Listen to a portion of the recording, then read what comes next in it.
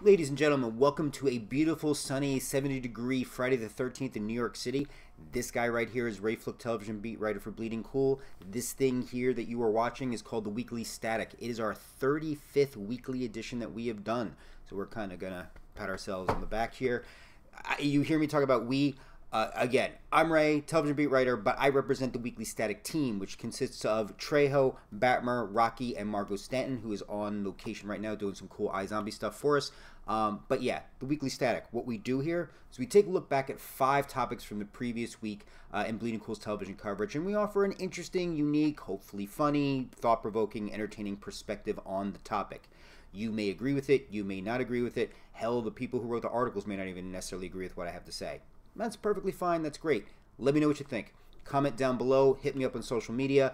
Comment on Bleeding Cool's YouTube channel if you're watching it through there. Just let me know what you think, because this is a constant work in progress besides it just being a blatant ego stroke on my part. So how we run this, we do this as a top 5. Is there any reason for doing the top 5? Only one. John Cusack. High Fidelity. Big fan. I don't want to say more than that because he's actually going to be the topic for one of our top 5s today. So I don't want to get into that too much, but that's the way we do it. I do 5 to 1. They're not really ranked. They're just really 5 equal topics, but it's just, roll with it. Humor me. I just kind of think it's cool from my perspective. Anywho, number 5. Roman Reigns, Brock Lesnar. For those of you who don't know, and if you haven't watched it yet, spoiler alert, Brock Lesnar destroyed Roman Reigns at WrestleMania like he's destroyed everybody else. And I'm going to go from a different perspective. I know everybody wants to rag on Roman Reigns and how he's being pushed down everybody's throats and blah, blah, blah. You know what? Again, I got to say, though, at least Roman Reigns shows up. At least he wrestles, non-televised things, everything like that. I'd rather address Brock Lesnar, who's now essentially become Hulk Hogan 2.0 because he doesn't even wrestle as much as Hogan does, if that's what you want to call it, because really he doesn't have the mic skills of Hogan, he doesn't have the work rate of Hogan, he's making God only knows how much money, but similar to Hogan, 2 moves, suplex, F5, walk out of there. And again, people can say like, oh, I don't blame Lesnar, he's just collecting the check. Yeah, that's true, because I think the majority of the blame has to go to the WWE. I don't know if this is a Vince McMahon thing or what, but this idea of constantly throwing your best name wrestlers at this guy so he can just chew him up and just spit him out, I'm curious to know where this is going. Again, I'm not the wrestling fan that's interested in that. I haven't given a crap about the WWE Universal title since Brock Lesnar's gotten it. I just don't. To me, it's just a waste of time. WrestleMania would have been great, and it gets destroyed because of the final match. It's horrible. So again, I'm not saying there aren't times where the WWE needs to give Roman Reigns crap, but can we start giving Brock Lesnar a little bit of crap the way he kind of uses the WWE to get stuff better for the UFC and vice versa? He's literally Hulk Hogan without the work rate.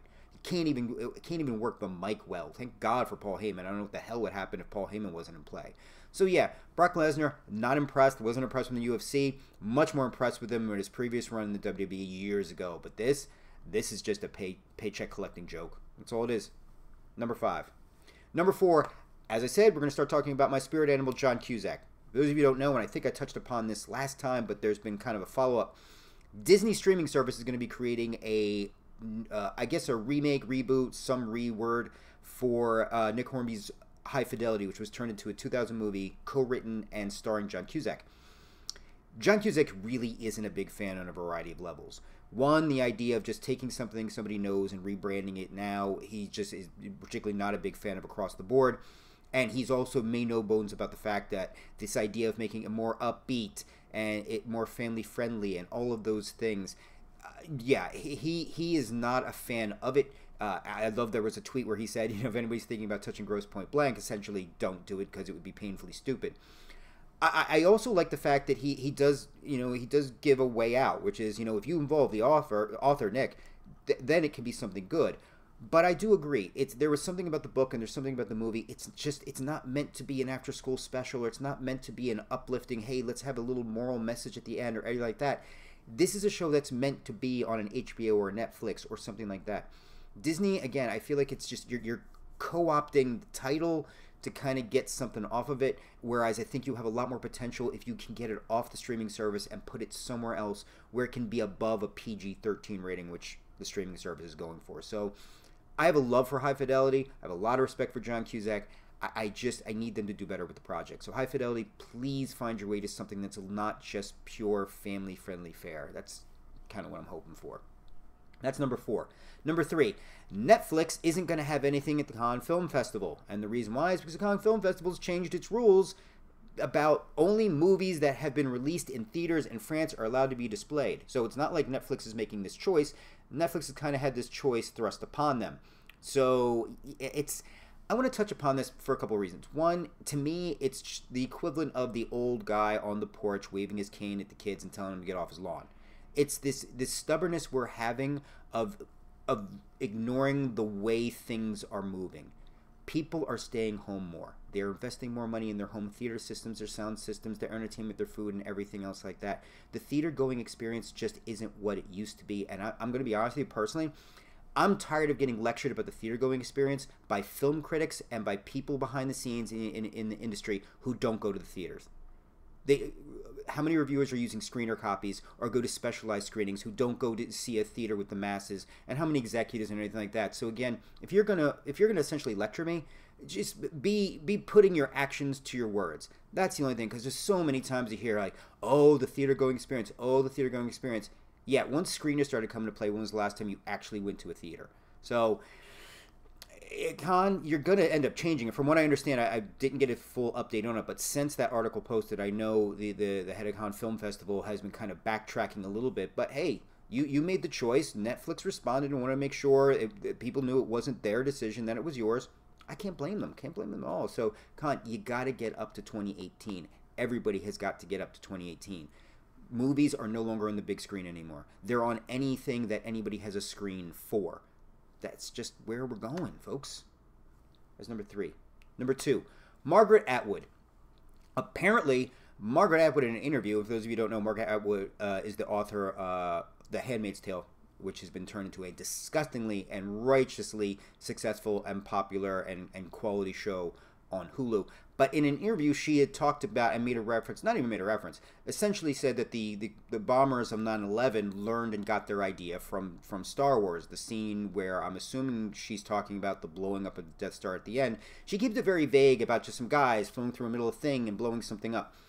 I'm going to be honest with you, two things. One, Star Wars is the only thing that has ever done anything about people flying somewhere and blowing stuffing up. So, no World War II. You know what? My head's going to explode on that one. But the other thing, Margaret Atwood, perfect another example. Just because you do one good thing doesn't mean that you're good at everything. You write a great book, great. You're good at ABC. That doesn't mean you know what the hell you're talking about D through Z. Sorry. We're getting way too comfortable in society with this idea of if somebody can shoot a basket, score a touchdown, act in a movie, or write a book, that means they can be really knowledgeable and know a lot of things on a lot of other subjects in a lot of other wheelhouses. No, it's not the case. Being good at one thing does not mean that you know jack S about anything else. And this idea somehow she's older and she's... No, I'm sorry. If anything, the responsibility is more on you. You have more followers. You have more people that listen to you. It is indicative of you to get crap right and not be spreading out tinfoil hat stuff and rumors and innuendo. It doesn't matter if you're 7, 17, 27, or 71. It shouldn't matter. So I don't give her a pass any more than there's a lot of other people in the industry in a lot of other areas that I love for what they do, but I couldn't give a rat's butt about their thoughts on any other area because in the end, again, it's an opinion. Just because you write a comic book doesn't mean your opinion on Iraq is any more important or any more knowledgeable than mine. Just want to put that out there. And last but not least, on kind of a sad and happy note, Ilana Glazer and Abby Jacobson. I am a huge Broad City fan. It is, I think, one of the few series that has really just done a great job in showing women as human beings. Perish the thought. It's just in every aspect of the word and the phrase. I just loved it on so many levels because there was such a pure honesty. There wasn't an episode go by where I didn't smile and not be able to connect somebody with something that was done. And it's rare that there's a series that out there like that. I say that because, unfortunately, Broad City is going to be ending after its 5th season. And it's not Comedy Central. It is Glazer and Jacobson who are making that decision. They want to be able to resolve the story in their own manner and do it in the right way. And they went to Comedy Central, and Comedy Central agreed. So again, I appreciate the fact that artistically and creatively that they are taking control and not letting the quality peter out to the point where it's a mercy kill, but going out on a strong note. I'm saying that because that's the bad news. The good news is, and I don't remember the titles in my hand, so again, cheap plug, check out the article, but they have 3 projects coming up because they signed a huge development deal with Comedy Central that not only is for Comedy Central, but across the Viacom television networks, that gives them the first look at anything that Glazer Jacobson come up together as a group or individually. And I know they have 3 projects that are coming up that just sound really quality and really fantastic. So it sucks to lose Broad City, but I'm glad that Jacobson and Glazer are still being kept at Comedy Central because I think there is a ton of stuff they can do, and I'm glad Comedy Central realizes that. Very excited about that. So that's it, folks. This is the Weekly Static for Season 1, Episode 35. Those are our top 5. Is there anything I missed? Anything you agree or disagree with? Please, please, please let me know. Comment down below. My name is Ray Flook, television beat writer. We have some cool stuff coming up on Sunday for The Walking Dead and Fear the Walking Dead, so please make sure to check it out. But also check out all the great coverage we have on bleedingcool.com. Television, film, books, video games, Funko Pop, vinyl toy collectibles, politics, and everything and anything in between. So please make sure you check it out on bleedingcool.com. Hope you guys have a great Friday, and hope you guys enjoyed the rest of your weekend.